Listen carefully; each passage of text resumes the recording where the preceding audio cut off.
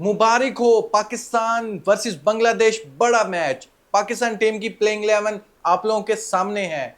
नाम कौन कौन से हैं आप सुनकर हैरान रह जाएंगे, क्योंकि उनकी परफॉर्मेंस कुछ ऐसी है। पाकिस्तान क्रिकेट टीम की जो मैनेजमेंट है वो उन पर पूरा बिलीव रख रही है। पाकिस्तान वर्सेस बांग्लादेश का ये मैच स्टार्ट होगा दुबई क्रिकेट स्टेडियम में। ये मैच होगा, अबू धाबी में नहीं होगा। और Pakistan versus Bangladesh recently 5 T20 matches के स्टैट मैं सामने रखूं दोस्तों, इसमें 2 बार बांग्लादेश जीता है, 3 बार पाकिस्तान टीम जीती है। और इसमें एक सीरीज बांग्लादेश ने अपने नाम की है, जो ये 2 मैचेस जीते हैं। हम बांग्लादेश के घर पर खेलने के लिए गए थे। सबसे पहले जरूरी बात, कुछ हैरानकुन स्टैट आप लोगों के सामने रखना चाहता हूं। कैप्टन सलमान अली यागा, मोहम्मद हारिस और साइम यूब, 3 फ्लो बैट्समैन हम कैरी कर रहे हैं। कब से हम कर रहे हैं? ये ट्राई नेशन सीरीज हुई तब से, और एशिया कप में जितने मैचेस हो चुके हैं, 5 मैचेस हो चुके हैं, इनकी ये परफॉर्मेंस है। आप लोगों के सामने स्टैट है। कैप्टन का स्ट्राइक रेट चेक करें, यकीन करो ओडीआई में भी इतना स्ट्राइक रेट नहीं होता। 87 का स्ट्राइक रेट है हमारे कैप्टन का, एवरेज 13 की है। मोहम्मद हारिस विकेट कीपर, जो मॉडर्न डे का चूरन बेचता था मीडिया पर, दूसरों को बोलता था स्ट्राइक रेट अच्छा नहीं है, अच्छी बैटिंग करनी चाहिए। मोहम्मद हारिस को देखो, 118 का स्ट्राइक रेट है दोस्तों। एवरेज चेक करें। साइम यूब की तरफ देखिए, 124 का स्ट्राइक रेट है। ये लास्ट 10 इनिंग के स्टैट है, जिसमें कंप्लीट मैचेस आ जाते हैं ट्राई नेशन सीरीज के, और ये एशिया कप के 5 मैचेस खेल चुके हैं। हम ऑलमोस्ट 4 ऐसे फ्लो बैट्समैन को कैरी कर रहे थे प्लेइंग 11 में, पाकिस्तान को हर एक मैच में हरवा रहे हैं। जब भी कोई थोड़ी सी हल्की सी थोड़ी बड़ी टीम आ जाए, हाँ यूएई आ जाएगा, ओमान आएगा, उनके अगेंस्ट ये शेर हो जाते थे। आप 1 बाई 1 भी स्टैट देख सकते हैं। मैं 4 का जो नाम लिया था, हसन नवाज का मैं बता रहा हूं आपको। हसन नवाज ने भी कुछ भी नहीं करके दिखाया है, सिर्फ उखाड़ा था तो यूएई के मैच में उसने 50 जो लगाई थी अच्छे स्ट्राइक रेट से। उसके बाद ना अफगानिस्तान के सामने वो चल सका है, ना एशिया कप में किसी भी मैच में वो चल सका है। अगेंस्ट इंडिया भी वो फ्लॉप रहा था। लेकिन यहां पर कैप्टन के स्टैट देखें, कितने गंदे स्टैट है दोस्तों। कहीं से भी लग रहा है कप्तान हमारा किसी अफगानिस्तान के सामने चला हो, इंडिया के सामने चला हो, 2 मैचेस खेल चुका है, अफगानिस्तान के सामने 3-3 मैचेस खेल चुका है, कहीं भी इसकी अच्छी परफॉर्मेंस नहीं है। ऐसे ही मोहम्मद हारिस की तरफ देख सकते हैं आप। मोहम्मद हारिस ने तो यकीन करो हद ही खत्म की हुई है उसने। उसको आप ओपनर भेज दो तब वो नहीं चलता, उसको वन डाउन भेज दो तब नहीं चलता, उसको मिडिल ऑर्डर में एडजस्ट कर दो वो तब नहीं चलता।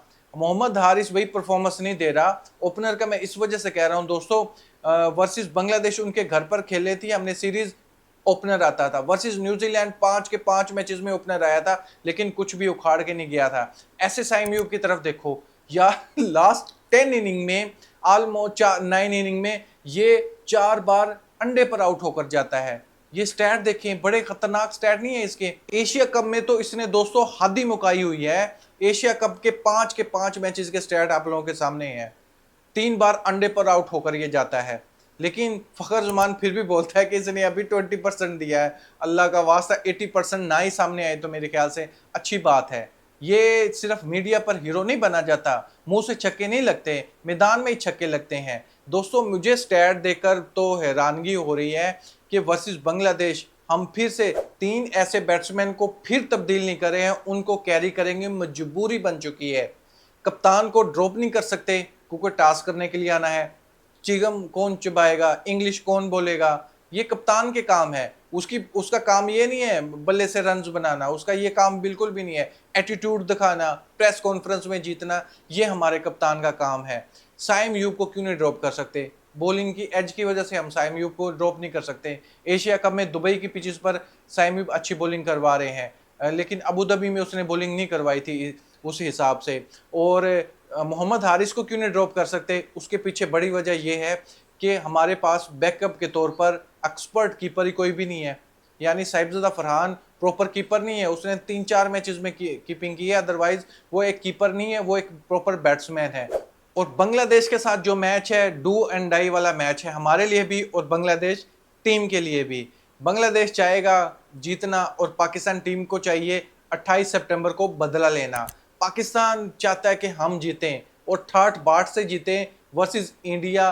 अगेन हम 28 सितंबर को बदला लें, क्योंकि थोड़े से बिगड़ चुके हैं ये, इनको सीधा करना बाकी है। बात करते हैं प्लेइंग 11 पर। पाकिस्तान की प्लेइंग 11 में ऑफकोर्स साहिबजादा फरहान और फ़खर जमान ओपनर आएंगे दुबई की पिच पर, और ना सिर्फ अबू धाबी की पिच पर। जब से ये ओपनर आए हैं हमारा पावर प्ले में अच्छे ही रन रहे हैं, चाहे जैसी मर्जी पिच हो, इन लोगों ने +40 रन बनाकर दिए हैं पाकिस्तान टीम को। ये कॉम्बिनेशन पाकिस्तान क्रिकेट बोर्ड अभी तो नहीं छेड़ने वाला बिल्कुल भी। वन डाउन वही साइम यूब आएंगे। फिर चौथे नंबर पर पाकिस्तान के जो महान कैप्टन है सलमान अली आगा बैटिंग करने के लिए आते हैं, और सिचुएशन के हिसाब से अगर जल्दी आउट हो जाते तो हुसैन तलत को भी भेज सकते हैं, हुसैन तलत को भी ड्रॉप नहीं करेंगे। फिर मोहम्मद हारिस का नाम आता है। फिर उसके बाद ऑलराउंडर फिर शुरू हो जाते हैं, ये मोहम्मद नवाज, फ़हीम अशरफ, इनको नहीं ड्रॉप करने वाले दोस्तों। दुबई की पिचेस ऐसी है कि जितने ज़्यादा मैचेस हो चुके हैं, अब फास्ट बॉलर को भी हेल्प मिल रही है, स्पिन बॉलर को भी हेल्प मिल रही है। तो पाकिस्तान अच्छे कम्बिनेशन के साथ जाना चाहता है, फास्ट बॉलर को भी साथ कैरी करना चाहता है और स्पिन बॉलर्स को भी। इसलिए proper fast bowler Haris Rauf और शहनशाह अफरीदी खेलते हुए नजर आएंगे। एक प्रॉपर स्पिनर इब्रार अहमद खेलते हुए आपको नजर आएंगे। यानी वही बात हुई, सेम प्लेइंग 11 खेलने वाली है, कोई चेंजिंग नहीं होने वाला। लास्ट वीडियो में भी मैंने बताया था कि ये परफेक्ट प्लेइंग 11 है और ये खेलने वाली थी और यही खेली है दोस्तों। बहुत से लोग बोल रहे थे हसन नवाज को ऐड किया जा सकता है हुसैन तलत को, लेकिन मैंने पहले ही बता दिया था हुसैन तलत खेलेंगे, और मजे की बात प्लेइंग 11 परफेक्ट थी हमारी। लेकिन दूसरी तरफ प्रॉपर 4 बॉलर्स खेलते हैं बांग्लादेश के, 4 प्रॉपर बॉलर खेलते हैं, एक ऑलराउंडर मेहंदी उनका खेलता है। लेकिन हमारी तरफ 3 प्रॉपर बॉलर खेलते हैं, यानी फास्ट बॉलर के ऑप्शन के तौर पर प्रॉपर बॉलर शाहीन और हारिस रऊफ है। एज जो है हमें मिल जाता है, फ़हीम अशरफ करवा लेते हैं बॉलिंग, और हुसैन तलत। ये बैटिंग ऑलराउंडर है दोस्तों, ये बॉलिंग ऑलराउंडर नहीं है। हुसैन तलत ने अपनी प्रेस कॉन्फ्रेंस में भी कहा था कि मैं बैटिंग ऑलराउंडर हूँ, हाँ जरूरत पड़ती है तो मैं ओवर भी करवा लेता हूँ। ऐसे ही साइम यूब एक बैट्समैन है, वो स्पिन बॉलिंग ऑलराउंडर नहीं है। पार्ट टाइम पर वो बॉलिंग करवानी उसने स्टार्ट की थी, वो अलग बात है, पिच ऐसी है जिस वजह से साइम यूब को मदद मिलती है और उसको विकेट्स मिल जाती हैं।